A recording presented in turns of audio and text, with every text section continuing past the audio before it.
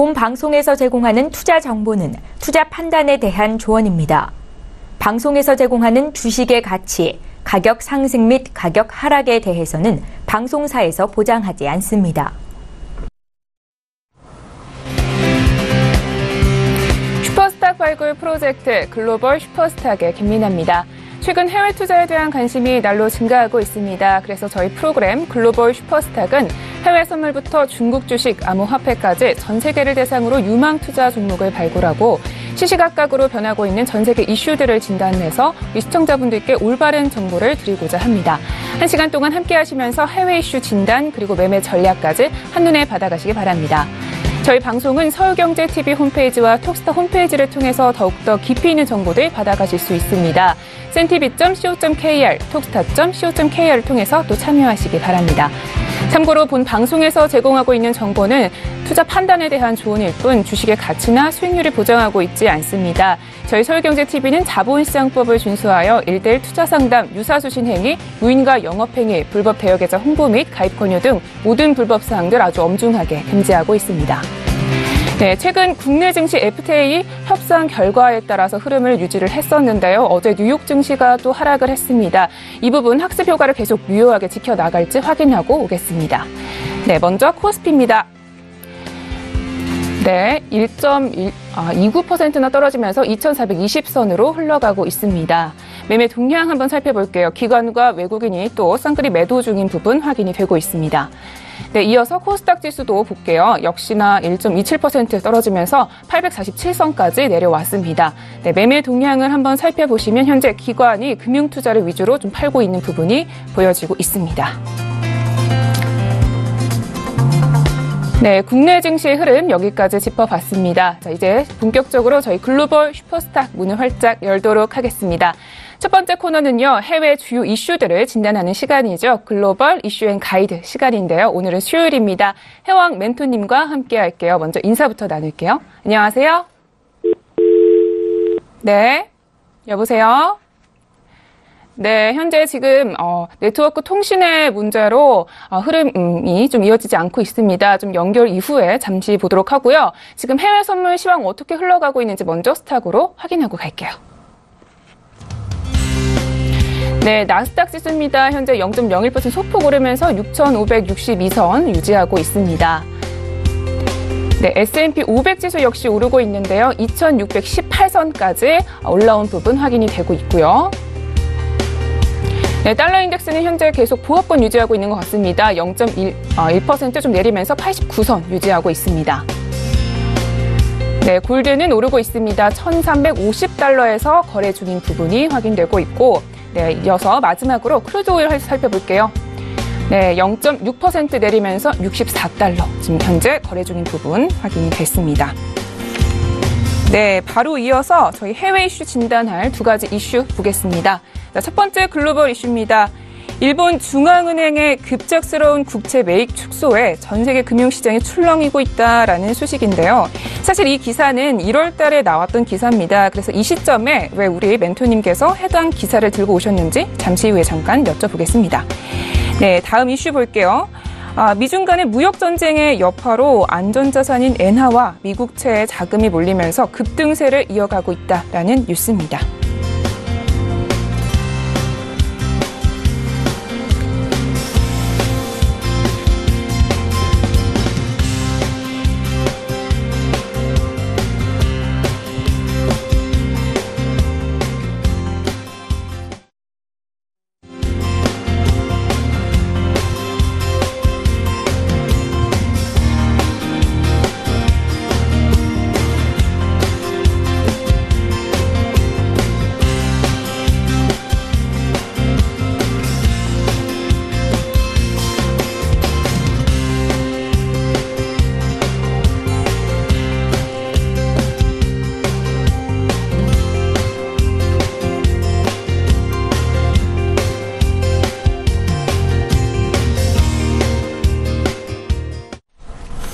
네, 잠깐 연결 문제로 지금 멘토님과 연결이 안 되고 있었는데요. 다시 한번 연결 시도해보도록 하겠습니다. 네, 멘토님 나와주세요. 네, 안녕하세요. 네, 안녕하세요. 오래 기다렸습니다. 네. 네, 연결이 좀 안 됐네요. 멘토님 한 주 동안 좀 어떻게 지내셨어요? 사실 유로 관련해갖고 지금 FOMC 회의 열린 다음에 좀 포커스를 맞추고 있는 입장이기 때문에 유로에 조금 집중하는 경향을 좀 보였던 것 같습니다. 네, 알겠습니다. 지금 해외 이슈 먼저 두 가지 짚어볼 거 확인을 했는데요. 첫 번째 네네. 이슈부터 좀 살펴보도록 할게요. 어떤 뉴스인지 소개부터 부탁드립니다. 네, 일단은 이게 시간상 굉장히 많이 지난 뉴스인데 일본이 갑작스럽게 채권 매입을 축소했다는 뉴스입니다.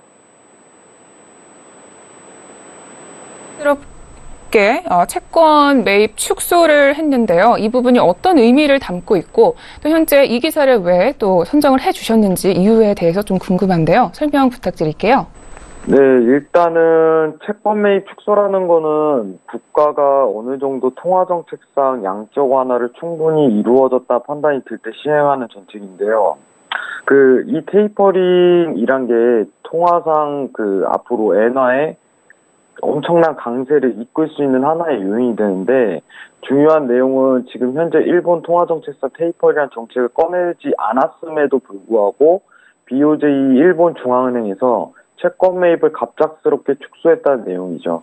근데 최근에 이게 이슈화 됐던 이유는 일본이라는 나라 자체가 장장 20년 동안 기나긴 양적 완화 정책을 펼치다가 이 채권 매입 축소 내용으로 갑작스럽게 이제 많은 투자자들이 굉장히 민감하게 받아들였기 때문에 여러분들이 지금 이 채권 매입의 축소에 가장 큰 의미를 좀 두셔야 될 것 같아요. 알겠습니다. 자, 그런데 채권 매입을 축소한다라는 거는 일본이 좀 성장 국면에 들어갔다라고 판단을 해봐도 되는 걸까요? 어떻게 보세요?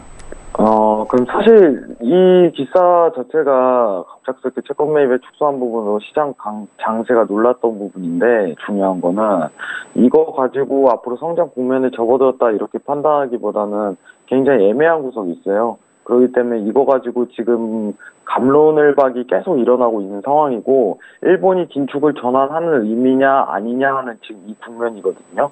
그러면 자세한 이야기는 다음 기사를 통해서 좀 설명을 드리도록 하겠습니다. 네, 지금 두 번째 기사도 엔화와 관련된 기사이기 때문에 두 번째 이슈와 함께 좀 이어서 짚어보도록 하겠습니다. 그럼 먼저 두 번째 이슈 어떤 내용인지 소개 부탁드릴게요. 네.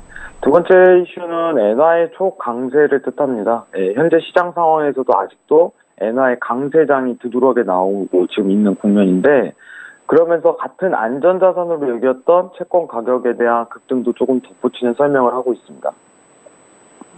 네, 지금 기사 내용을 좀 자세히 살펴보면 사실 미중 간의 무역 전쟁 때문에 안전자산에 지금 투자가 좀 쏠리고 있어요. 뭐 엔화라던가 금이라던가 10년물 금리 등에 그래서 이렇게 쏠리고 있다는 내용인데 이런 부분에 대해서는 좀 어떻게 보고 계시나요? 네, 지금 사실 엔화가 강세장이 펼쳐졌다고 해서 채권 가격이 급등했다고는 판단할 수 없다고 생각을 하거든요. 여론에서는 지금 엔화가 강세가 펼쳐지는 이유에 대해서 포커스를 맞추고 있는데 여기서 제가 첫 번째 꺼냈던 뉴스를 살펴보시면 좀 더 자세하게 파악을 하실 수 있을 거라고 생각합니다.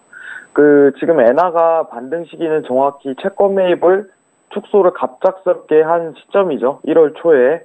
예. 그리고 미 채권 가격이 떨어지는 현상이 이때부터 펼쳐지기 시작합니다.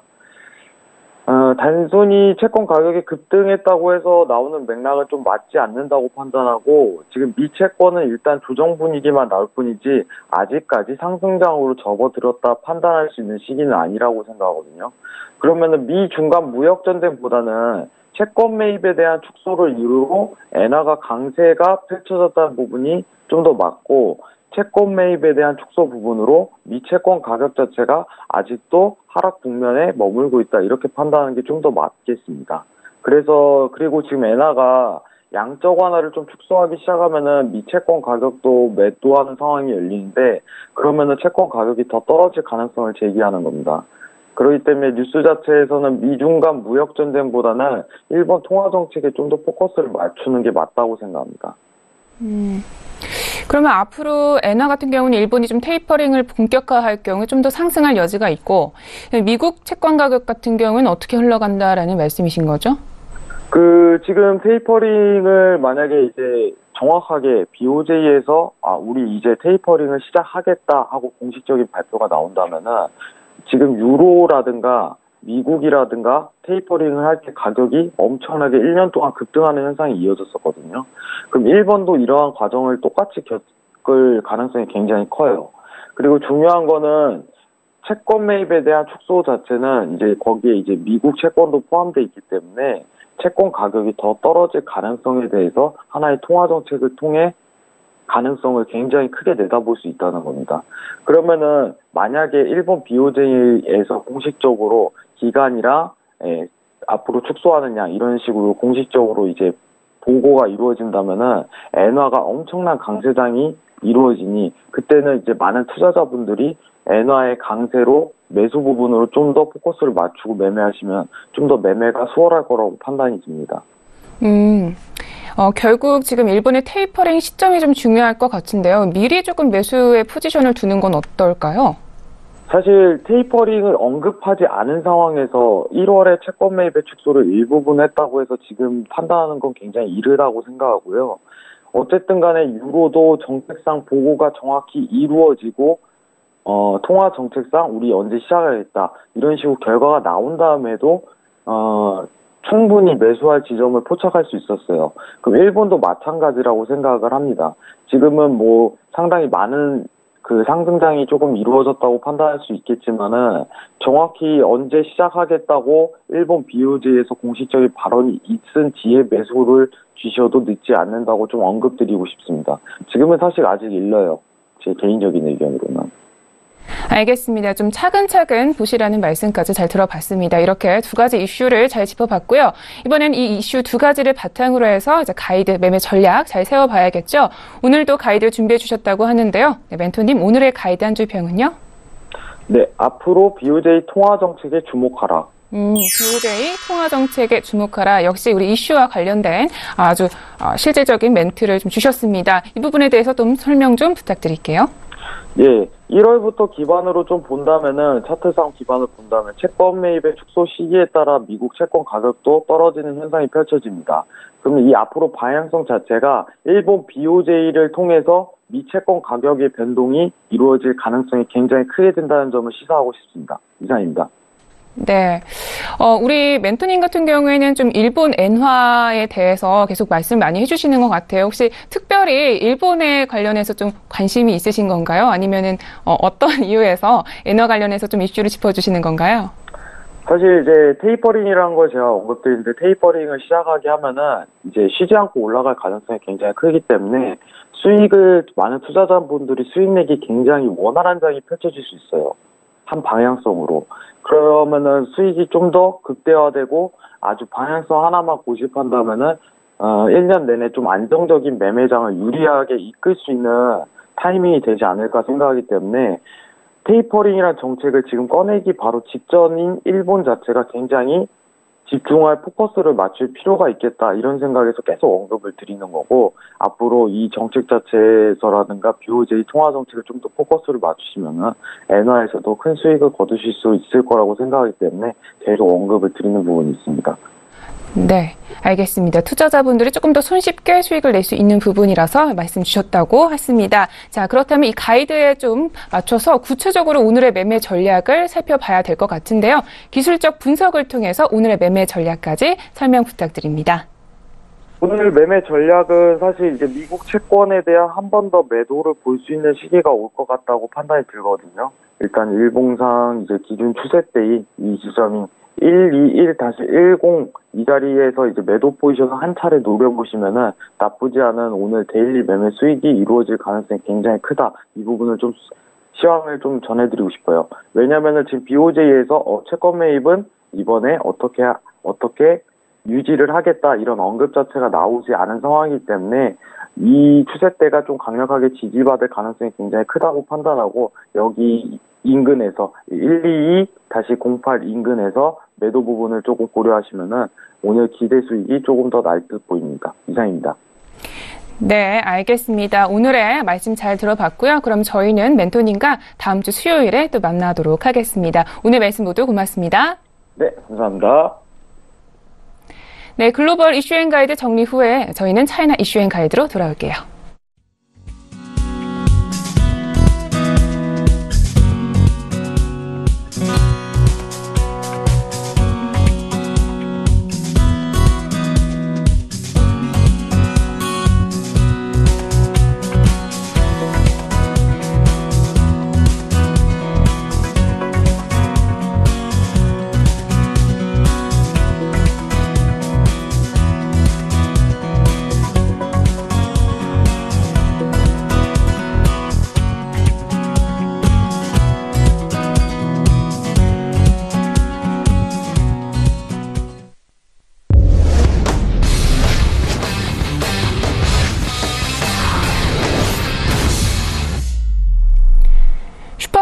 찾아가는 여정에서 여러분의 가이드가 되어드리는 글로벌 슈퍼스타. 이번에는 차이나 이슈 앤 가이드 시간으로 돌아왔습니다. 네, 중국 시황 이야기와 유망 기업에 대해서 또 소개를 드리실 수가 있는데요. 오늘은 또 역시 우리 김정철 본부장님이 우리 시청자분들 애타게 기다리고 계십니다. 인사부터 나눠보겠습니다.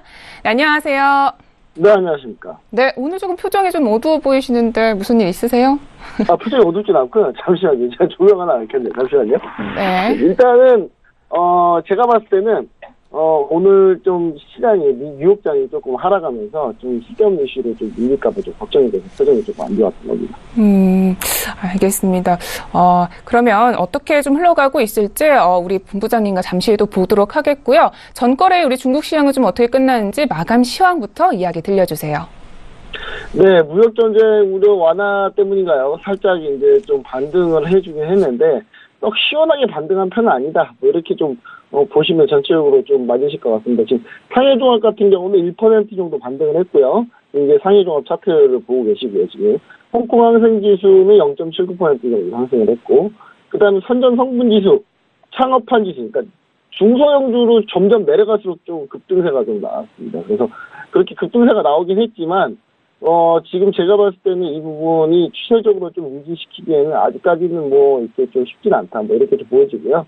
어제 이제 뉴욕 경제부총리하고 스티브 무누신 장관하고 이제 로버트 라이트하이저, 뉴욕 대표가 있는데, 뭐, 물미 협상하고 있다. 그러면서 이제, 좀 시장이 좀 이제 무역전쟁에서 살짝 장기전으로 그냥 협상 모드로 가는 거 아니냐. 뭐 이런, 약간 안도감이라 그래야 될까요? 그런 부분들이 좀 많이 좀 나타난 하루였던 것 같고요. 그다음 미디어주, 가전, 의약, 뭐 식품 이렇게 좀 주가가 상승을 했고, 공기업 기대감으로 이제 인프라나 뭐 자원 소재주가 좀 상승을 했던 뭐 이게 특징적이었습니다. 다만 이제 은행주 같은 경우가 실적이 좀 안 좋게 나왔다. 뭐 이런 얘기들이 나오면서 공사은행이 좀 안 좋았죠. 그래서 부동산 관련주하고 은행업종이 조금 밀렸다. 뭐 이렇게 보시면 좋을 것 같네요.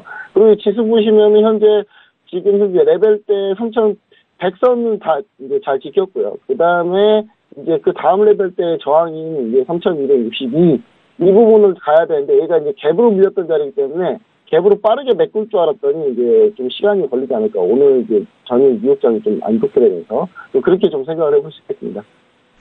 네. 좀 시원하게 오르지 못한 부분이 확인이 됐습니다. 저희 계속해서 좀 시장 흐름 짚어봤고요. 차이나 이슈에 대해서 좀 짚어볼게요. 이번 두 가지 이슈 어떤 것들이 있는지 화면으로 먼저 만나볼게요. 네, 먼저 차이나 이슈 첫 번째입니다. 중국의 리커창 총리가 미국 기업들의 총수들을 불러서 간담회를 열고 중국 시장 개방에 대한 의지를 표명했다고 합니다. 네, 다음 이슈는요. 중국판 넷플릭스라고 불리고 있는 창업 성공 신화라 불리던 러스왕의 상장 폐지 가능성이 좀 높아지고 있습니다. 어떻게 된 일인지 잠시 후에 알아볼게요. 네, 먼저 첫 번째 이슈, 리커창 총리가 미국 기업들 총수들을 불러놓고 간담회를 펼친다라는 뉴스인데 자세한 뉴스 소개부터 부탁드리겠습니다. 네, 이제 무역 분쟁이 한참 벌어지고 있는 상황 중에서 이제 리커창 총리가 발전고위급 포럼, 뭐 매년 하는 건데요. 포럼이 이제 있었습니다. 그때 이제 애플, 구글, 퀄컴 이렇게 미국 기업 총수들하고 이렇게 뭐 이렇게 연설을 하는데 이제 밑에서 기다리고 있었겠죠. 그래서 이제 끝나고 이제 면담 조금씩 있을 거고. 그러니 무역전쟁에서 승자가 없으면 강조했습니다. 우리가 무역전쟁 해봐야 뭐 우리 서로 피해가 많을 거다 이렇게 좀 얘기를 했고, 그 다음에 이제 항상 중국에 진출해 살려고 할 때 항상 아킬레스건이 됐었던 이제 기술 이전 강제 요구나 뭐 지적재산권 침해 이런 부분들을 좀 많이 이제 지적재산권을 많이 침해하는 걸 많이 적발할 거고, 기술 이전도 강제하는 거 요구하지 않겠다. 이렇게 좀 얘기를 좀 꺼낸 게 이제 주요 특징적이라고 볼 수가 있겠죠. 그런데 리커창 총리가 하필 퀄컴과 애플 등 미국 IT 기업들의 총수를 만났습니다. 근데 이 부분은 미국과 중국이 지금 IT 연합전선을 구축하고 있다라는 이야기가 돌고 있기도 한데 사실상 우리 한국 IT 기업들을 좀 견제하기 위한 연합전선이 아닌가 이런 우려들도 남아 있습니다. 사실 이전에는 이 미국이 중국의 반도체랑 또 자동차에 관세를 부여하면은 오히려 한국에는 좀 호재다라는 이슈였는데 오히려 반대가 됐습니다. 이 부분에 대해서 좀 설명 좀 부탁드릴게요. 네, 뭐 지난 시간에 얘기 드렸었죠. 중국, 미국 싸우면 우리나라가 참 기쁠 거다라는 생각을 조금 했었는데 이게 이제 우리나라 반도체가 너무 세니까 이게 싸우지 않고 둘이 연합을 하려고 하네요. 이게 참 안타까운 일인데, 한국이 이제 전 세계 반도체 시장에서 이제 메모리 반도체죠. 거쪽 랜드하고 디램 쪽에 약 70% 석권하고 있습니다. 거의 뭐 한 10개 중에 한 6, 7개 다 한국 건데요. 근데 이제 이 부분에 대해서 중국이나 미국이 상당히 좀 위협을 많이 느껴요. 그러니까 미국 같은 경우도 지금 인텔을 무시로 한 비메모리 쪽은 공고하게 있어서 좀 상관이 없는데, 메모리 쪽은 거의 지금 뭐 딱 잠식당할 위기에 처했다는 생각 때문에 대단히 한국 반도체 견제를 많이 하거든요. 근데 중국 역시 마찬가지로 중국이 수입품 2위가 반도체일 정도로 반도체는 계속 수입만 하고 있기 때문에 자체적으로 이제 자기 생산을 좀 하려고 많이 노력하는 중인데, 지금 제가 봤을 때는 미국 역시 이제 한국 반도체 아성을 무너뜨리려고 많이 노력을 하죠. 근데 이런 것들이 서로 이해관계가 좀 맞아 떨어지지 않았나, 그렇게 좀 생각을 해볼 수 있겠고요. 실질적으로 이런 한국 반도체 견제에 대해서 영향 효과가 있을까? 라는 부분에 대해서는 사실상 좀 의문입니다. 왜냐하면 이제 미국이 강한 게 비메모리, CPU, AP 이쪽인데 한국이 강한 건 메모리거든요. 그러니까 근데 컴퓨터나 휴대폰, 스마트폰 이런 거 만들 때 뭐 비메모리 칩만 들어가는 게 아니라 비메모리 하나 들어가면 메모리 칩도 같이 들어가는 거거든요. 근데 비메모리만 해가지고 뭘 만들 수 있는 것도 아니고. 근데 죽어라 미국 거만 쓴다고 해도 수율도 안 나올 거고 분량도 많이 나올 거고, 미국계 과연 그걸 다 대체할 수 있냐? 실제로 마이크론이라는 미국 이제 반도체 회사가 있는데, 이 회사 죽어라 생산해봐야 전체 중국 물량의 10분의 1도 못 돼요. 한국 걸 안 쓸 수가 없는 그런 상황이기 때문에 제가 볼 때 별로 효과는 없는데, 앞으로 방향을 좀 그렇게 가보자, 뭐 이런 얘기인 것 같습니다. 그리고 애플도 삼성전자 정말 싫어하거든요. 이거 삼성전자 너무 크고 막 이래서 상대하기 힘들어해서 애플 같은 경우도 삼성전자의 반도체 그 물량을 줬던 걸 차라리 중국한테 주자라는 이제 그런 형태로 지금 얘기하고 있는데, 중국의 기술력이 좀 문제입니다. 이게 중국 기술력이 따라오려면 한 2, 3년은 더 남았고요. 만약에 애플이 여기서 중국 반도체를 선택할 경우 정말 최악의 악수가 나오지 않을까. 왜냐하면 분량 수율 같은 게 나오지 않기 때문에 아마 경쟁력 자체가 상당히 뒤처지지 않을까, 뭐 그런 생각도 해볼 수 있겠습니다. 네, 그럼 결론적으로 미국과 중국의 IT 연합 전선은 좀 효과가 없겠다라고 보면 되겠네요. 그런데 지금 기술 이전을 강요하지 않겠다, 뭐 지적재산권을 침해하지 않겠다라고 했는데 이게 좀 가능할까요? 사실 중국 같은 경우에는 어떤 사업이든 해외 기업이 좀 중국으로 진출을 하기 위해서는 합작법인을 만들어야 된다라는 게 있고, 또 그렇게 되면은 사실 기술을 빼가는 것이 좀 관례처럼 여겨져 왔었잖아요. 과연 가능한 걸까요? 사실 중국이 이제 자국 산업 보호를 위해서 사실 그렇게 하는 거긴 하거든요. 왜냐하면 이제 해외 진출하는 기업이, 해외에서 이제 들어오는 기업이 무분별하게 풀어주게 되면 이제 국내 시장을 잠시 가게 되고, 국내 시장을 잠시 가게 되면은 그런 부분들이 사실상 이제 국내 산업이 커질 수 있는 기회를 잃어버린 거기 때문에 그걸 이제 주로 합작법인을 통해서 많이 합니다. 그러니까 합작법을 통해서 하다 보면은 중국 내 기업 하나와 해외 기업 하나가 이제 서로 합작을 하는데, 그렇게 되면 중국 내 기업이 그 해외 기업의 기술력에 대해서 상당히 접근하기가 용이해지게 돼요. 그렇게 되면 이제 기술 빼가기. 그러니까 기술 빼가기라는 게 사실 이제 거의 뭐 관례예요, 관례. 그냥 중국 같은 경우는 이게 보통 평상시에 잘 그냥 일어나는 일들인데, 이런 부분들을 이제 합작법인을 폐지한다. 지금 당장 폐지하기 쉽지는 않을 겁니다. 근데 다만 그런 걸 뭐 제도적인 정책 좀 뭔가를 막아내기 위해서 뭔가 법적인 거나 제도적인 정책 좀 해주겠다, 뭐 이런 얘기고요. 그 다음에 이제 이거를 만약에 또 그런 조치를 하지 않고 그냥 뭐 우리는 말로만 우리는 그렇게 하겠다라고 하면은 사실상 이거는 뭐 저런발이 정책이 되지 않을까. 그래서 저는 이제 이걸 믿게 하려면은 살짝 중국에 약간 의미 있는 변화가 필요하고요. 저는 오히려 이게 호재다. 우리나라, 한국한테는 또 호재고요. 해외 기업들한테는 중국이 이렇게 좀 태도 변화를 많이 해준다면 상당히 해외에 있는 기업들도 중국에 많이 좀 유치가 될 수 있고, 중국한테도 상당히 좋은 기회가 될 수 있기 때문에 중국 같은 경우 좀 실질적으로 좀 활용 가능한 제도적 장치를 좀 만들어줬으면은 뭐 서로 윈윈하는 결과가 나오지 않을까, 뭐 그렇게 생각을 해볼 수 있겠습니다. 네, 알겠습니다. 자, 그럼 계속해서 다음 이슈로 넘어가 보도록 하겠습니다. 자, 두 번째 이슈는 러스왕의 상장 폐시 관련 이슈인데요. 어떤 뉴스인지 먼저 소개부터 부탁드릴게요. 네, 러스왕. 네, 러스왕이라는 이제 상장사가 있는데요. 이 러스왕의 상장사가 이제 지금 코드번호 하나 불러드릴게요. 러스왕이 300104라고요. 상장 폐지 가능성이 좀 높아지고 있습니다. 러스왕이 이제 어떤 회사냐면 이제 미디어 관련 이제 동영상 스트리밍 회사인데 순 회장 되게 유명하신 분이 한 분 계세요. 순홍빈 회장이라고 부동산의 거의 중국 부동산에서 레전드급 이제 부호가 있는 갑부죠. 근데 그분이 이제 러스왕에 이제 투자를 했다가 이제 부족 사태를 지금 토로하고 있습니다. 회장직에서도 이미 물러났고요. 그 다음에 작년 초에 이제 150억 위안을 투자하면서 러스왕 살리기에 이제 나섰다가 백색 기사처럼 나타났죠. 백마탄 환자처럼 이렇게 딱 나타났는데 돈을 다 썼습니다. 그래서 중국 요괴주들 이게 이제 이런 걸 요괴주라고 해요. 그러니까 중국에서는 이제 급등락을 반복하는 정말 어지럽게 급등락을 반복하는 패턴의 그런 종목들 요괴주라고 하는데 이런 요괴주들에 대한 주의가 좀 필요하다. 왜 러스왕은 그 전부터 계속 급등락을 많이 해왔었거든요. 그리고 성장성에서 지금은 이제 중국 같은 경우 종목을 볼 때 주로 성장성을 포커스를 맞췄다면 이제 좀 안정성까지 좀 같이 봐야 되지 않나라는 그런 계기를 만들어준 사건이 아닌가 그렇게 좀 보고 있습니다. 알겠습니다. 자, 그런데 우리 시청자분들께서는 이 러스왕이 어떤 기업인지 잘 모르시는 분들도 많을 것 같아요. 간략하게 좀 기업 소개 좀 부탁드릴게요. 네, 러스왕 이제 중국판 넷플릭스라고 좀 보시면 되겠습니다. 물론 넷플릭스가 이제 딱 있고 그거 보고 중국의 사람들이 이제 아이디어를 딱 했죠. 비슷하게 좀 만들어보자. 그래가지고 이제 사실은 이제 미디어 플랫폼을 크게 이제 하나 만들었는데 그게 뭐냐면 너에코라는 미디어 플랫폼을 만들고요. 거기에서 이제 동영상 부분을 이제 자회사로 이제 러스왕이 있는데 이쪽이 이제 문제가 왜 됐냐면 너에코가 너무 많은 문어발식 확장과 과도한 차입. 그러니까 무조건 대출로 땡겼겠지, 돈.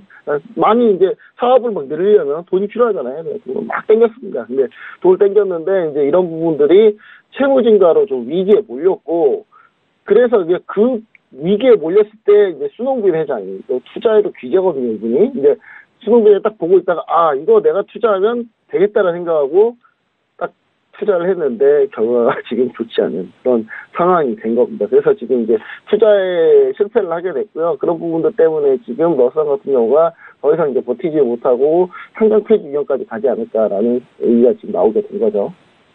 네, 좀 안타까운 소식인 것 같습니다. 사실 이 순홍빈 회장하면 중국 부동산의 레전드로 불리고 있고 또 이전에 지금 미국 포브스에서 선정한 중국 부호 14위까지 오른 적이 있었잖아요. 근데 이렇게 좀 상장 폐지까지 위기가 된 이유가 뭘까요? 좀 구체적인 어떤 요인들이 작용을 했을까요? 일단 순홍빈 회장 같은 경우는 일단 이 러스왕이 상당히 저평가됐다. 그때 이제 단기 차입금 문제로 상당히 유동성이 문제가 생기니까 저평가되고 내가 여기 들어가서 돈을 넣게 되면 투자를 하게 되면 좀 확실히 좀 이 중국판 넷플릭스라는 이쪽, 그러니까 부동산만으로 돈을 벌었기 때문에 이게 이제 좀 자기 IT나 이쪽으로 좀 컨텐츠 쪽으로 좀 확장해 보려는 그런 욕심이 있었을 겁니다. 근데 그래서 이제 좋은 선택이다 생각하고 이제 투자를 했는데 중요한 건 이제 너에코 같은 경우가 이런 부채나 이런 부분을 좀 많이 숨기질 않았나. 순홍빈 회장 같은 경우가 이제 자세히 들여다봤지만 이 부채 관계가 상당히 복잡하게 얽히고 설쳐 있었거든요. 특히 특수관계인 부채가 거의 이렇게 저인 방식으로 양파 껍질처럼 까물까물 계속 나오는 그런 특수관계인 부채가 나왔기 때문에 이런 부분들이 좀 순홍빈 회장도 상당히 좀 판단하기 좀 쉽지 않았지 않았나 이런 생각을 해볼 수 있겠고요. 이런 부분들이 이제 주요 포인트인데 중국 주식을 투자를 할 때는 항상 이런 리스크 같은 경우는 상당히 좀 주의를 해야 된다. 그래서 중국 같은 경우는 이제 채무 부담, 부채 부담이 많은 종목들 같은 경우는 웬만하면 조금 투자를 좀 자제해 보시는 게 가장 좋지 않나. 그런 팁으로도 좀 필요하고요. 중국도 이런 해외 투자를 많이 유치하기 위해서는 이런 부분, 채무 관계나 이런 부분에 대해서 회계 쪽으로 이렇게 잘 드러날 수 있게끔 제도적 장치를 좀 마련해 줄 필요가 있을 것 같다고 생각이 듭니다. 네, 그렇기 때문에 좀 이제 기업을 투자를 할 때는 재무제표를 꼭 살펴야 되는 것 같습니다. 자, 이렇게 해서 두 가지 이슈 잘 짚어봤고요. 자, 본격적으로 그러면 기업 소개들을 통해서 우리 매매 전략 좀 세워보도록 하겠습니다. 오늘도 역시 가이드를 준비해 주셨다고 하는데요. 오늘의 가이드 한 줄평은요? 네, 이제 분위기 자체가 무역 대신 이제 협상 분위기로 가고 있죠. 그래서 무역 전쟁 대신 협상 그리고 모든 국가에 동일한 조건이 필요하다. 이렇게 네. 얘기를 드리고 싶습니다. 왜냐하면 네. 미국하고 중국하고 둘이만 이제 같이 이제 그 조건을 하게 되면 네네. 다른 나라에서도 분명히 또 이제 형평성의 문제가 생기기 때문에 그렇죠. 중국 같은 경우는 대승적으로 미국과 조건이 이제 한국과도 그런 조건으로 하는 게 제일 중요할 것 같고 EU하고도 그렇게 조건을 잡아준다면 네. 중국 같은 경우가 좀 이제 자유무역에 약간 성지화되는 그런 위상도 좀 세울 수 있고요. 그런 부분들이 한국한테도 상당히 많은 도움이 됩니다. 한국에 도움이 되잖아요. 지금 이 상태로 가면 사실상 미국 반도체를 많이 수입을 하게 되잖아요. 그러면 많이 수입을 해서 많이 미국 반도체를 쓰고 거기서 많이 생산을 하면은 한국 메모리 반도체 하나가 또 들어가야 돼요. 네. 그래서 이제 미국 반도체 많이 갖고 오려고 하면 결국 한국 반도체 살 수밖에 없는 그런 구조입니다. 그래서 그런 구조가 우리도 한번 수혜를 많이 누려볼 수 있지 않나 그런 생각에서 제가 봤을 때는 모든 국가의 동일한 조건도 꼭 필요하다라는 부분을 강조하고 싶네요. 네, 알겠습니다. 오늘의 가이드도 감사합니다. 자, 그렇다면 오늘도 역시 유망 기업엔 어떤 것들이 있는지 소개를 해 주실 텐데요. 오늘의 기업 어떤 기업인지 말씀해 주세요. 네, 오늘 이제 제가 준비한 기업은 네. 이제 상해 국제항공입니다. 상해 국제항공이고요. 네, 저희 바로 전에 중국 국제 여행에 대해서 또 설명해 주셨잖아요. 네, 지금 여행 좀 가보려고 했는데 제가 지금 요즘 제 마음이 좀 많이 투여된 것 같아요. 제가 요즘에 네.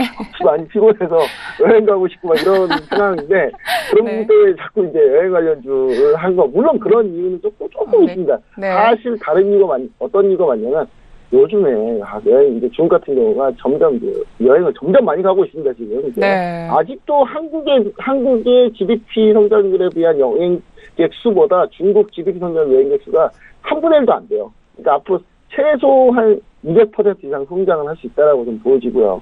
그런 부분에 대해서 상해 국제항공을 얘기 드리고 코드 번호가 600009 상해. 그러니까 상해 국제항공이니까 당연히 상해에 좀 상장돼 있다. 이렇게 보시면 좋을 것 같고요.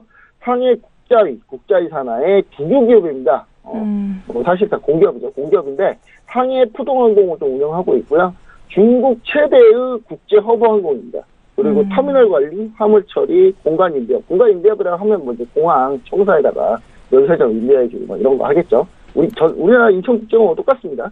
그리고 전 세계 20위권 내 공항이고요. 화물 운송량은 전 세계 3위입니다. 3위 정도 엄청난 양을 자랑하고 있고요. 예전에 이제 2015년인가요? 상해 디즈니랜드 개장한다 그래가지고 그때 한번 2차로 주가가 확 올랐습니다. 그때 그 이후로 올해는 이제 상반기에 면세점들이 다시 재입찰을 받아요. 그러니까 공항 내에 이제 면세점들이 들어와 있어야 되잖아요. 그럼 이제 면세점들한테 다시 올해는 이제 재입찰을 받아서 다시 자리 배치도 다시 하고 다시 하는데 그때 이제 이 프리미엄이 올라갔기 때문에 이 재입차 수수료도 상당히 높아지지 않을까라는 생각을 하게 되고 그럼 실적에도 좋은 환경이 조성되지 않을까 뭐 이렇게 얘기를 드리고 싶고요. 그래서 제가 얘기드리고 싶은 거는 지금 차트를 보시면은 꾸준히 우상향하고 올라가고 있습니다. 상해 국제공항이요. 주가가 지금 현재 이게 일봉인데 일봉으로 봐서 이렇지만 지금 월봉을 보든 뭘 보든 지금 시고가입니다. 지금 역사적 고점 수준이고요. 계속 주구장창 오르기만 하고 있어요. 그러니까 제가 얘기 드리는 이 종목들은 어떤 종목들이냐면 성장성이 뛰어나면서 국유기업이나 공기업 같은 약간 안정성이 약간 담보되어 있는 그런 종목들을 얘기 드리는 거니까요. 그래서 이 종목들이 정말 꾸준히 계속 올라가고 있는데 저는 이 부분에서 이제 추세적으로 채널대를 이탈하지 않고 계속 상승을 보여주고 있는 이런 패턴들을 봤을 때는 추가적인 상승이 충분히 가능하다. 그리고 최근에 이렇게 에너지를 이렇게 완전히 응집해 놓은 상태입니다. 에너지를 응집해 놓은 상태예요. 지금 보시면은 어떤 식으로 응집을 했냐면요. 지금 이쪽에서 길게 지금 박스권을 보여주면서 응집한 상태고 여기서 이제 추가적인 여름 이슈가 나오면 이렇게 추가적으로 이렇게 올라갈 수 있다. 이렇게 좀 보여지는 상황에서 제가 지금 얘기를 좀 드리고 있는 거고요. 매수가는 지금 상태에서 지금 하단 라인 가격, 한 요 라인 정도 될 겁니다. 요 라인 정도 될 건데, 하단 라인 가격이 이제 48.850 정도 보시면 좋을 것 같고, 손절가는, 저는 이제 완전 60일선 이탈하는 흐름들을 좀 보고 있는데, 그래서 지금 손절가 라인을 이 라인에서 이 라인 정도 사이로 보고 있었지만, 45 이상 라인은 좀 힘들다고 보고요. 이 밑에 라인을 잡아보면 훨씬 더 안정적이기 때문에 길게 볼 수 있다라는 관점에서 44.260 라인을 드리고요. 1,000원가는 전고점입니다. 전고점 51.500, 2,000원가는 55.800 수준을 이제 제시를 드립니다. 지금 제가 불러드린 가격은요 상위이기 때문에 위안화라는 거 반드시 참고해 주시기 바랍니다. 네, 중국 최대 국제 허브 공항이자 또 전 세계 20위권대를 차지하고 있는 공항, 상해 국제 공항에 대해서 소개해 주셨습니다. 네, 본부장님, 최근에 그러면 좀 여행 갈 계획이 있으세요? 당분간은 못 갈 것 같습니다. 우리 시청자분들하고 중국 여행을 일주일에 3일씩 같이 하고 있기 때문에 네. 저는 이 방송을 통해서 네. 시청자분들하고 중국 여행을 많이 가겠습니다. 네, 역시 당연하죠. 글로벌 슈퍼스타에게 계속 나와주셔야죠. 알겠습니다. 오늘 또 말씀 모두 고맙습니다. 네, 감사합니다. 네. 네, 차이나 이슈앤 가이드 정리하고 저희는 코인 이슈앤 가이드로 돌아올게요.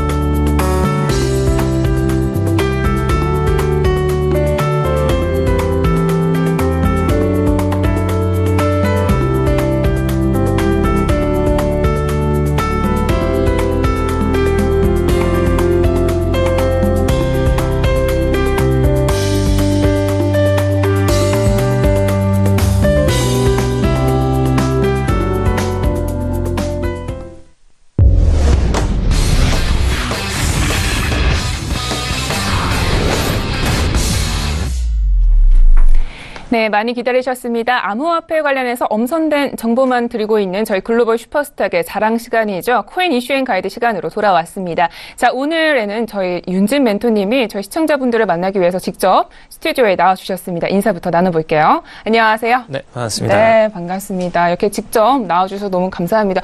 네. 오늘 미세먼지가 또 기승을 부리고 있는데 마스크는 네. 좀 착용하고 오셨어요? 지금 방송 메이크업 때문에 마스크를 착용할 수가 없어요, 저희는. 그래서 네. 사실 MCN도 마찬가지고 이 마스크 없이 미세먼지를 전부 다 흡입해야 되는 그런 상황입니다. 방금 전에 중국 이슈 보다가 넘어왔는데 중국에서 넘어오는 이 미세먼지가 좀 많다 보니까 중국이 좀 좋게만은 보이진 않네요. 네. 네, 저희는 이렇게 미세먼지를 흡입하고 있지만 우리 시청자분들은 항상 조심하시기 바랍니다. 자, 본격적으로 이슈를 짚어보기에 앞서서 시세부터 확인할게요. 네, 먼저 비트코인은 0.02% 소폭 하락하고 있는 부분 보여지고 있고 에이다와 뉴 이코노미 무브먼트만 지금 현재 조금 오르고 있는 부분 확인되고 있습니다. 네, 다음으로는요. 네, 모두 대부분 지금 보합세를 보이고 있다라고 보시면 되겠고요. 지금 현재 큰 움직임이 없는 부분 보여지고 있습니다. 네, 거래량 순위도 좀 확인을 해볼게요. 네, 스톰이 역시 좀 1위에 올라와 있는 부분 보여지고 있고요. 지금 현재 에이다가 4위에 올라와 있는 부분까지 확인이 됐습니다. 네, 이렇게 시세 간략하게 좀 살펴봤는데 혹시 여기서 좀 눈에 띄는 부분이 있으셨을까요? 최근에 좀 눈에 띄는 부분들이 신규 상장 종목들이 전부 다 거래량 상위 쪽으로 가 있어요. 지금 보시면 스톰도 그렇고 최근에 이오스, 이오스 신규 상장 종목이었죠. 네. 이 종목들이 전부 다 계속 거래량 상위에 있는 모습을 볼 때 타 거래소에서 지금 업비트 쪽으로 넘어오는 그런 거래량들이 좀 많고요. 국내 시세로 넘어온 거래량들이 많다라고 좀 평가를 드릴 수가 있을 것 같습니다. 알겠습니다. 자, 여기까지 시세 잘 살펴봤고, 자, 그럼 본격적으로 저희 이슈 짚어봐야겠죠? 두 가지 이슈 먼저 화면으로 만나볼게요. 네, 먼저 첫 번째 코인 이슈입니다. 조수영 카카오 신임 공동대표가 취임 후에 첫 기자 간담회를 가졌는데요. 카카오 코인을 발행할 계획이 없다라며 선긋기에 나섰습니다. 관련 소식 잠시 후에 알아볼게요. 네, 두 번째 이슈입니다. 국내 암호화폐 거래소인 빗썸이 오프라인 가맹점 지금 현재 6천여 곳에서 암호화폐 결제 시스템을 도입하겠다라는 방침을 밝혔습니다. 네, 첫 번째 이슈부터 보도록 하겠습니다. 어떤 뉴스인지 먼저 소개부터 부탁드릴게요. 일단 이번에 카카오 대표이사가 교체가 들어갔었죠. 그래서 뭐 카카오 증시도 많이 좀 변동이 있었는데 일단 이 교체 이후에 본격적으로 이제 최근 카카오 3.0 세대, 기존에 이제 카카오 1.0이 처음에 카톡을 이제 오픈하는 게 1.0이었고요. 그다음에 2.0이 본격적으로 컨텐츠 사업이었죠. 이제 뭐 게임을 붙이고 뭐 그밖에 뭐 검색 웹 마케팅 이런 것들을 붙이고 컨텐츠들을 붙이고 또 추가적으로 관련된 카카오 컨텐츠들이 굉장히 많이 일어났습니다. 뭐 업비트 관련된 것도 사실 2세대의 플랫폼 중 하나였죠. 근데 앞으로 이제는 대표이사가 교체가 되면서 이제 3시대로 접어들면서 본격적으로 두 구조의 플랫폼을 내수했습니다. 블록체인과 기존의 컨텐츠를 글로벌화하는 사업. 이 내용에 대해서 된 뉴스다라고 보시면 될 것 같습니다. 네, 알겠습니다. 자, 그런데 ICO라고 하죠. 저희 이제 신규 가상화폐 공개라고 하는데 이 부분의 좀 개념에 대해서 좀 소개를 부탁드릴게요. 네, ICO 같은 경우는 기업이 이제 코인을 발행을 하면서 이걸 통해서 자금 조달을 하는 걸 얘기를 하는데 사실 주식이라는 건 어떤 기업에 대해서 주권의 가치가 존재하는 부분이지만 이 코인이라는 거는 주권이랑은 살짝 좀 별개의 얘기입니다. 사실 기업이 코인이란 가상 공간을 만들고 어떻게 보면 게임 같은 공간이죠. 게임 같은 공간을 만들어내고 그 안에서 화폐 발행을 들어가고 이걸 통해서 ICO라는 거래소 상장이죠. 거래소 상장을 통해서 오픈을 들어갔을 때 많은 소비자들이 이제 여기다 돈을 투하함으로써 기업에 다시 자금이 회수가 되는 과정들이죠. 그래서 이걸 통해서 어떻게 보면은 넥슨이 뭐 게임들을 하나하나씩 만들어내듯이 지금 이 기업들도 ICO를 통해서 코인을 발행을 시키고 그걸 통해서 자금을 끌어들이는 실질 머니를 끌어들이는 과정이다라고 보시면 될 것 같습니다. 네, 그런데 이 카카오는 사실 SNS 네트워크 상에서 좀 인기가 많은 그런 어플인 만큼 카카오 코인을 좀 사칭한 그런 사기 피해까지 좀 발생을 하고 있다고 합니다. 그런데 카카오는 좀 계획이 없다라고 말을 했는데 그런 건가요? 네, 지금 최근에 그 텔레그램 같은 업체들이 카카오 이 코인 ICO를 통해서 자금 조달을 좀 대규모로 끌어들였고 뭐 대표적인 사례로는 최근에 국가적으로는 단위로 베네수엘라에서 페트로 발행을 통해서 사전 예약으로만 하루에 거의 뭐 7,500원 정도 순식간에 이 금액들을 땡겨서 사실 생돈을 쌓는 그런 과정들을 거쳤는데 카카오 같은 경우에는 그런 생돈을 쌓을 수 있는 기회가 충분히 있어요.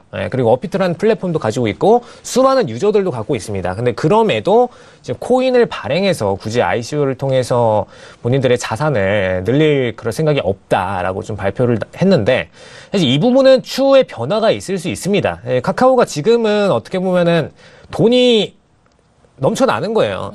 카카오가 지금 돈이 막 그렇게 부족하고 굳이 막 ICO를 통해서 자산을 끌어들이고 리스크를 감대하고 이럴 부분이 없다라고 생각을 하고 있는 겁니다. 그리고 지금의 상태에서는 사실 플랫폼적으로 가겠다. 즉 이더리움 같은 플랫폼적 사업으로 구축을 가겠다라는 발표를 한 만큼 일단은 코인에 대해서는 뒤로 미루는 상태다라고 보시면 될 것 같습니다. 그렇군요. 알겠습니다. 자, 짧게 여기까지 이슈는 좀 짚어보도록 하겠고요. 자, 그러면 이슈들을 좀 가지고 역시 오늘도 가이드 한 줄 평을 주실 텐데요. 오늘은 어떤 의미 있는 말씀을 준비해 주셨나요? 네, 일단 저는 포커스 드리고 싶은 게 역시 IT 강국 한국이다. IT 강국은 한국이다. 아까 저희 중국 이슈를 다룰 때도 김정철 본부장님께서 말씀해 주셨는데 역시 한국을 따라올 수는 없다. 좀 따라오기에는 기간이 오래 걸릴 것이다 라고 말씀을 해주셨는데 좀 동일한 의견이신 거죠? 사실 어떻게 보면 유사한 의견이라고 할 수도 있는데 네. 이거는 사실 기업의 힘이라기보다는 저희 국민성의 힘이 아닌가 싶습니다. 이거가 사실 업비트나 지금 빗썸 같은 경우에는 거래소 전 세계 순위 1, 2, 3위 안에 들어있고, 사실 뭐 거래 금액으로 따지면 아직 일본, 미국에 이어서 3위에 위치를 해 있는데, 거래소로 따지면 일단 1, 2, 3위 안에 위치를 해 있는 걸 볼 때, 분명히 기업적인 부분, 그리고 우리나라 안에서 컨텐츠를 통해서 활성화된 부분이 굉장히 크죠. 이런 모습을 볼 때, 지금 외국에서는 많은 분들이 지금 카카오에서 뭐 발표하는 의견, 뭐 빗썸에서 발표하는 의견을 볼 때, 외국에서도 똑같이 암호화폐가 활성화가 잘 되고 있고 플랫폼화 사업이 잘 되고 있지 않나라고 생각하시는 분들이 많은데 정작 외국에서는 규제가 심합니다. 이번에 트위터에서도 추가적으로 규제가 들어왔고요. 이제 광고를 더 이상 할 수가 없는 그런 상태가 됐습니다. 페이스북, 구글에 이어서 사실 3대 플랫폼이 전부 다 마케팅을 암호화폐 관련된 부분을 하지 않겠다. SNS 쪽에서 선언을 한 상태인데 카카오는 사실 SNS 플랫폼이죠. 어떻게 보면은 근데 이런 기업이 공격적으로 암호화폐 블록체인 시장에 이제 플랫폼 사업으로 뛰어들면서 이더리움보다 더 공격적으로 잘 되는, 더 활성화될 수 있는 글로벌 마케팅을 할 수 있겠다. 라고 공표를 한 상태입니다. 이 상태에서는 지금 SNS 국가들 중에서 지금 우리나라만 제일 공격적으로 플레이를 해주고 있고 글로벌로 나가고 있지 않나 라는 면에서 분명 IT 강국 한국이 맞다. 이건 사실 국민성이 만들어준 매출과 플러스 기업의 확실한 글로벌 성장력을 바탕으로 해서 IT 분야에서는 전혀 거리낌 없이 앞으로 나가고 있는 모습, 이런 모습이 눈에 띕니다. 계속. 네, 알겠습니다. 자, 이렇게 기술적으로 발전하고 있는 부분까지 다 짚어주셨는데, 자, 그렇다면 이런 뉴스들이 우리 코인 시세에는 어떤 영향을 미칠까요? 지금 이제 기술적 분석을 통해서 좀 보여주실 것 같은데요. 네, 지금 기술적 분석 좀 들어가는 부분이 있는데, 네. 일단은 제가 달러 인덱스 차트를 좀 먼저 틀어드렸어요. 달러 인덱스 차트를 틀어드리면서, 왜 달러 인덱스를 먼저 틀까라고 생각하시는 분들이 계실 텐데, 이번에 좀 중요한 부분이 있었습니다. 저는 FOMC라고 미국 금리 인상에 대해서 들어보신 분들이 계실 거예요. 사실 해외 선물하시는 분들께서는 이 FOMC라는 내용이 굉장히 익숙합니다. 근데 반대로 코인 하시는 분들께서는 전혀 미국 금리까지는 관심이 없으세요. 국내 증시도 뭐 보다가 이제 코인으로 넘어오는 판에 무슨 미국 증시까지 봐야 되냐라고 생각을 하실 수가 있는데, 지금 미국에서는 최근 금리 인상이 일어나고 나서 달러 인덱스가 본격적으로 하락세를 타기를 시작을 했습니다. 최근 어제장에 살짝 반등 나오고 오늘장에는 이제 보합권으로 아직까지 흐르고 있는 상태죠. 보시면은 20일자 딱 이후에 21일장으로 넘어가면서 이때 금리 인상이 발표가 났고요. 그래서 본격적으로 달러 인덱스는 하락세를 타기를 시작을 했습니다. 근데 이거를 저희 비트코인 선물이랑 좀 비교를 드리도록 하겠습니다. 네, 지금 비트코인 선물이랑 좀 비교를 해보시면은 최근에 딱 21일자 기준으로 고점을 만들고선 터닝을 들어갔어요. 이상하게 흘러가고 있네요. 네. 어떤 분들은 기존의 이제 비트코인 선물들이 큰 흐름상에서는 사실 달러 인덱스와 연관성이 없었다 보니까 뭐 FOMC를 굳이 볼 필요가 있나, 뭐 미국 증시를 볼 필요가 있나라고 생각을 하셨을 텐데, FOMC 전후 일주일 기준으로 차트 연동성이 굉장히 올라갔습니다. 이거를 제가 15분봉으로 좀 쪼개서 차트 연동성을 좀 보여드리도록 하겠습니다. 분봉으로 쪼개보시면 이게 좀 더 눈에 띄시는 흐름이 보이실 거예요. 그렇죠. 네. 구체적으로 보게 되면 조금 더 유사한 부분이 관찰이 되는 건가요? 네, 맞습니다. 지금 일단 제가 15분봉 기준으로 해서 네. 차트를 좀 줄여드리도록 하겠습니다. 네. 현재 달러 인덱스와 비트코인 선물 보고 있는 부분인데요. 네, 이렇게 보시면은 지금 최근 장에 21일자 기준으로 고점을 만들고 나서 큰 흐름상으로 떨어지는 모습이 보여지고 있고요. 네. 그리고 그 전에 일주일 동안은 반등세가 나왔었습니다. 이 부분이 사실 딱 바로 비트코인 선물로 넘어가서 보시면은 21일자 기준으로 일주일 전부터는 반등세가 똑같이 나왔어요. 그 다음에 21일자 기준으로 터닝이 나와서 매도세로 떨어졌습니다. 이 모습을 보실 때 유사성이 굉장히 높다. 그래서 사실 달러 인덱스가 지금 주도하고 있는 장이다 라고까지 표현을 하실 수가 있겠습니다. 네. 그리고 어제장 제가 저희 톡방, 그 톡사 톡방이 이제 서울경제TV 톡방에서도 한번 리딩을 드렸는데 2시간 갭으로 최근에 달러 인덱스가 먼저 비트코인의 선물의 가격을 리드하는 모습까지도 좀 보여주고 있어요. 그래서 이 부분에까지도 포커스 드리고요.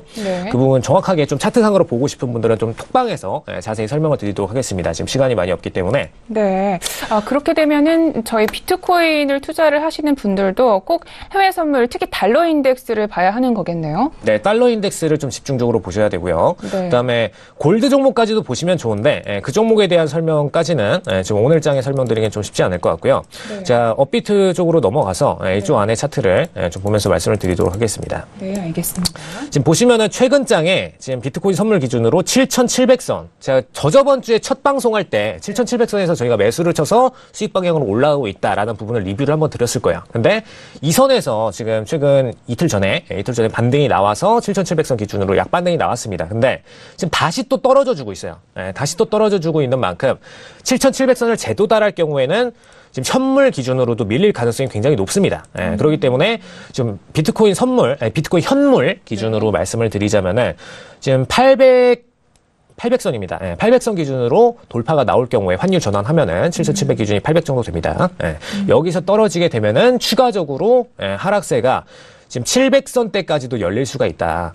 저희 지금 매수 포인트가 비트코인 관련돼서 매수 포인트 쏴드렸는데 톡스타방에 지금 700선 이상으로는 없습니다. 700선 이하에다가 매수 포인트를 포진을 시켜드렸고요. 800선이 뚫릴 경우에는 700선까지도 쫙 하락세가 나와버릴 수 있기 때문에 그래서 이 부분에 대해서 좀 유념을 하시고 저희 톡방 들어오셔서 관련 매수 포인트들 좀 점검을 하시길 바라겠습니다. 네, 알겠습니다. 여기까지 우리 윤진 멘토님의 매매 전략 포인트 차트로 다 짚어봤는데요. 오늘 시간이 없어서 여기서 마무리를 해야 될 것 같습니다. 저희 추가적으로 또 정보를 얻고 싶으시면 톡스타 홈페이지를 이용해 주시면 될 것 같습니다. 자, 오늘도 저희 글로벌 슈퍼스타 해외 선물과 중국 주식 그리고 암호화폐까지 전 세계 대상으로 해서 유망 투자 종목 발굴하기 위해 열심히 달려왔습니다. 우리 시청자분들 좋은 정보 많이 얻어가셨는지 저도 궁금합니다. 저희 프로그램을 서울경제TV 홈페이지 그리고 톡스타 홈페이지를 통해서 추가적인 정보들 많이 얻어가실 수 있으니까요. 참여하시면 되겠고요. 참고로 방송에서 제공하고 있는 정보는 투자 판단에 대한 조언일 뿐 주식의 가치나 수익률을 보장하고 있지 않습니다. 저희 서울경제TV는 자본시장법을 준수하여 1:1 투자상담, 유사수신 행위, 무인가 영업행위, 불법 대여계좌 홍보 및 가입 권유 등 모든 불법 사항들 엄중하게 금지하고 있습니다. 네, 저희 시청자분들 오늘도 성공 투자하시길 기원하겠습니다. 저희는 내일도 최선을 다할게요. 고맙습니다.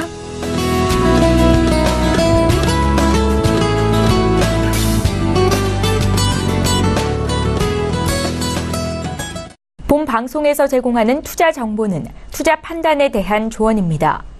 방송에서 제공하는 주식의 가치, 가격 상승 및 가격 하락에 대해서는 방송사에서 보장하지 않습니다.